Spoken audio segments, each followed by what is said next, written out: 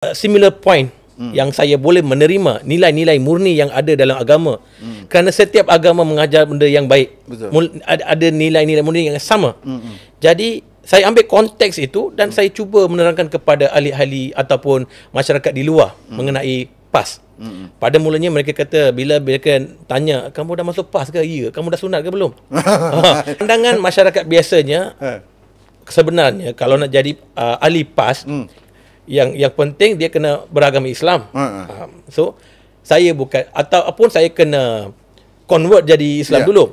Jadi mereka tanya, kalau kau dah masuk PAS, maksudnya kau dah jadi Islam lah, Muhammad Subas lah kau. Saya kata tak semestinya kalau nak jadi PAS, kerana kita dah ada Dewan Pendukung pendukung PAS, di mana bukan Islam tetap berjuang demi PAS dan juga sambil menjaga hak minoriti masyarakat lain. Jadi saya terpaksa menerangkan.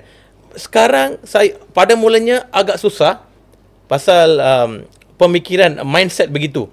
Tapi lama kelamaan so far setakat ni saya dapat berjumpa dengan masyarakat India dan juga bukan India, seperti masyarakat Cina, masyarakat Punjabi dan ada juga daripada asli mula mendengar. Saya kalau semalam saya jumpa dengan 60 orang masyarakat India, dah mula menerima. Mereka dapat melihat bagaimana kerajaan PAS di Pantai Timur. Dan setakat ini masyarakat India dengan China masih hidup aman dengan tiada isu. Jadi bila mereka boleh hidup tanpa sebarang gangguan, apa masalah di sini? Jadi mereka melihat keadaan ekonomi, keadaan negara, keadaan kerajaan sekarang. Jadi mereka dah mula compare. Setiap kali bila ada pilihan raya, biasa wujudlah satu perkataan kan, kita kena bagi peluang.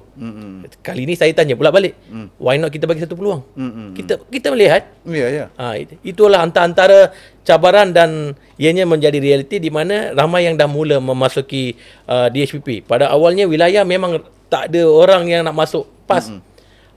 Dalam 2 bulan ni saya dapat lebih daripada dalam 100 ahli PAS dah masuk DHPP. Itu satu kembangan yang menarik yang hebat. Dan saya juga kadang-kadang menerima tekanan daripada pihak-pihak luar juga. Kata, bagaimana kamu, ada juga yang tanya, kamu sebenarnya janji apa untuk masuk PAS? Saya cuma jawab satu saja. Mereka tanya, kau masuk PAS, kau nak orang sokong PAS, apa PAS boleh bagi? Saya jawab satu saja. PAS boleh menjamin kesejahteraan dan masa depan saya dan anak-anak saya dan cucu saya.